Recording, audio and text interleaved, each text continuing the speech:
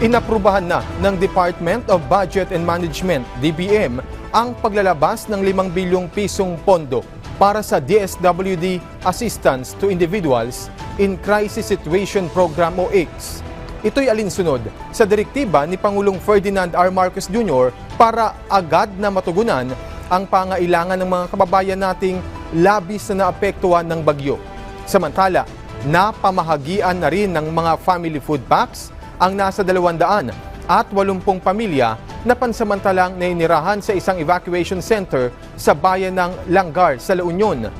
Kaugnay niyan ay pagpapatuloy ng provincial government ang kanilang pagpapaabot ng tulong sa iba't ibang evacuation center sa lalawigan.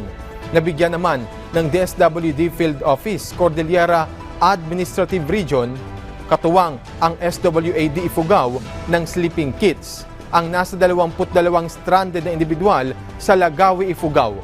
Binubuo ang mga benepisyaryo ng 8 lalaki at 14 na mga kababaihan.